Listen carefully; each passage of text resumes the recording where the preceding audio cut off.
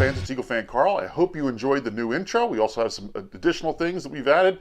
As you can see, one of the Christmas gifts I got was the new Carson Wentz jersey. So I've always been on the Wentz wagon, but now I've got the gear to back it up. The other thing that's an addition, you can see my wife, Jen, got me the Nova Nation picture to go. We'll hang that up somewhere. But for those of you who know me, you know I'm a Villanova alum and I'm a huge Villanova basketball fan.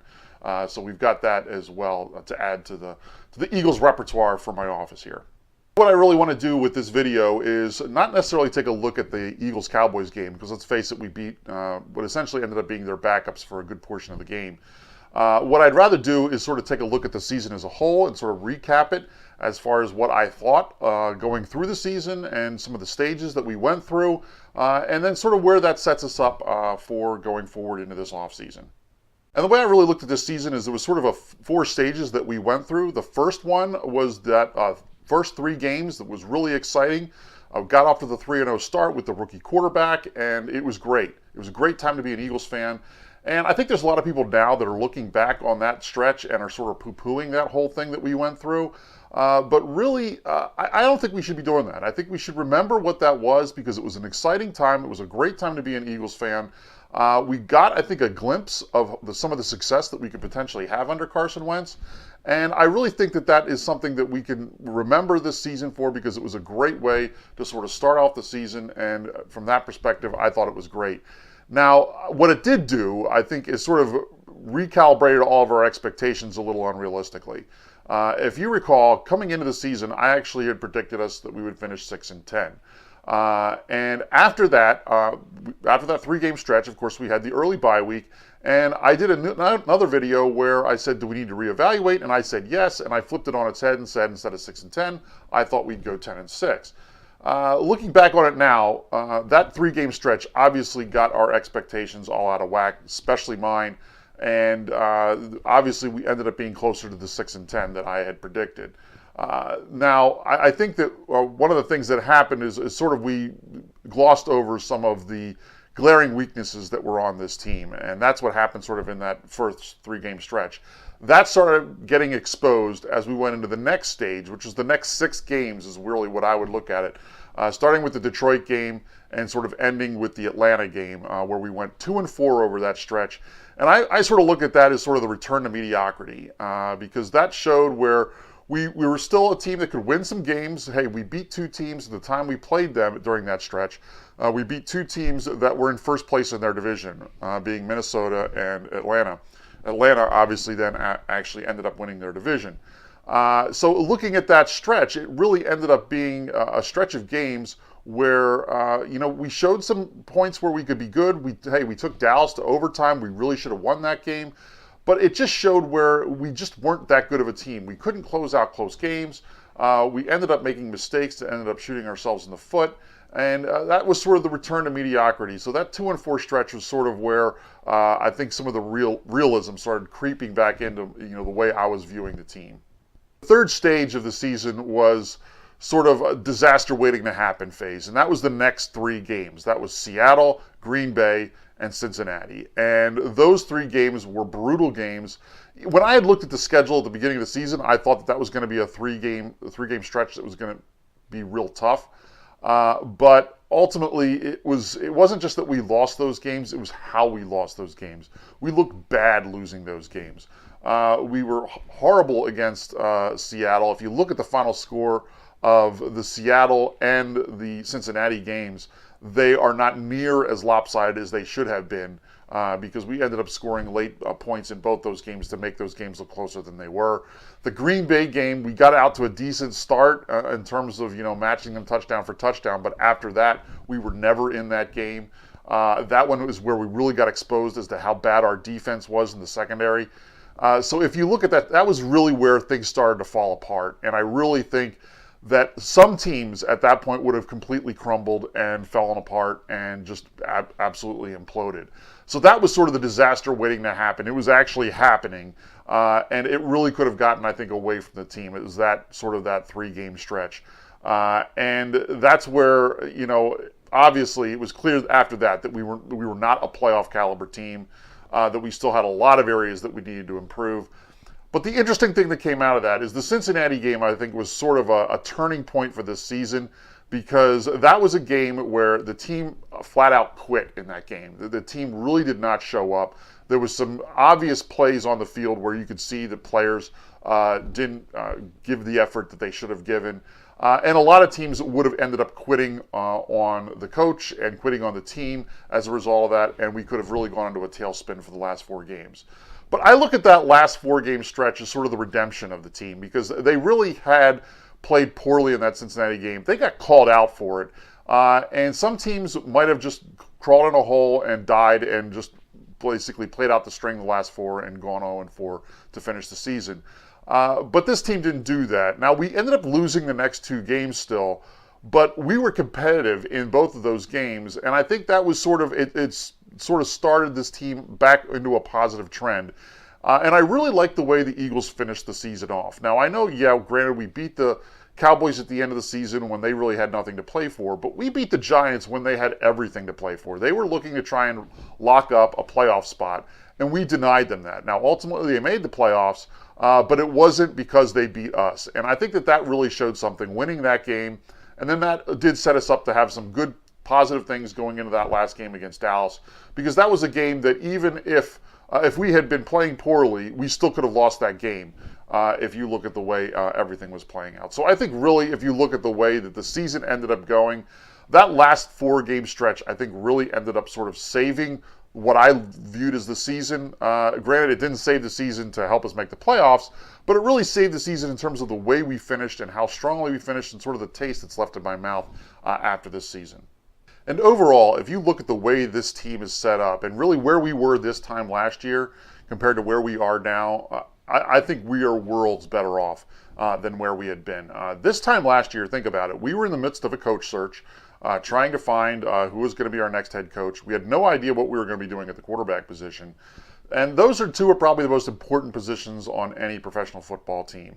And I think we've got those fairly locked down. I'm not, although I did make the video saying I was in defense of Doug, and I still think he has some promise as a coach. There were some things he did this season that I really sort of left me scratching my head and saying, I don't know why this guy is doing this. Especially some of the things we're going for it on 4th down when in the Giants game where they clearly should have been kicking field goals. And some of the play calling that he was making, like at the end of the first Dallas game, where I think he really ended up costing us that game. So some of those games, I think, really ended up, putting us in a bad position. Hopefully he'll learn from that, and he won't be stubborn and continue to make some of the same mistakes. But really, I think if you look at it, I think that the head coaching position, I think we're fine with it for now. But that is something I'm going to be watching going into next year to see how he reacts to some of the mistakes I think he made this past season. But the quarterback position, I think, is clearly locked down, and that is such an important position on any NFL team. And really, if you look at it, think about where we were and what we gave up to get where we are now. And if you had told me at this time last year that we were going to end up getting one of the 2 top quarterbacks in the draft, and that we weren't going to have to give up that much to get him. I mean, think about what we really gave up. In the long run, it wasn't that much, because this time last year, Sam Bradford wasn't under contract. So basically what we ended up doing was signing him for a contract so that we could end up trading him later and getting back the pick that we gave up to get Carson Wentz. So if you really look at the grand scheme of things, we really didn't have to give up that much. We ended up giving up some later round picks in this past year's draft, and we ended up getting some of those back in later years. We still have the 2nd rounder that we've got to give up in 2018, but we got a 4th rounder back for Bradford in 2018. So that's not a wash, but it certainly is going to help, lessen that blow. The big thing, obviously, is really if you look at our draft position, we only ended up costing ourselves 2 or 3 spots in the draft, depending on where we end up finishing up with the stupid coin flip that we've got to do for 14 or 15. So we're either going to cost ourselves 2 or 3 spots in the draft because the Browns at our pick are going to be picking at 12. So really, we didn't really cost ourselves that much. And we got our franchise quarterback who, at this point, if you look at the season he had, really, if you look at the whole season as a whole, he really had a good season. I mean, I already talked in previous videos about how we set franchise records for completions and attempts in a season. He ended up coming close to the yardage for a season, and this is as a rookie quarterback, as our franchise record for a season. We're not talking about franchise record for a rookie. We're talking about franchise record, period. And he broke some records that McNabb had set during probably one of his best years, 2008.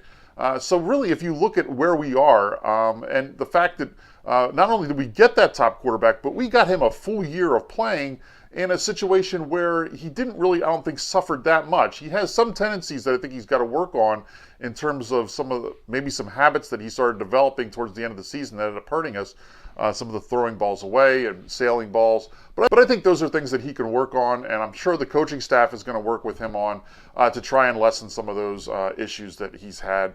And that, I think, is going to be real important. If you really think about where he is in terms of his mechanics, I'm sure they were probably working on that with him this past year in the offseason, but I don't really think that they were that focused on it because they probably weren't expecting him to have to play 16 games this season.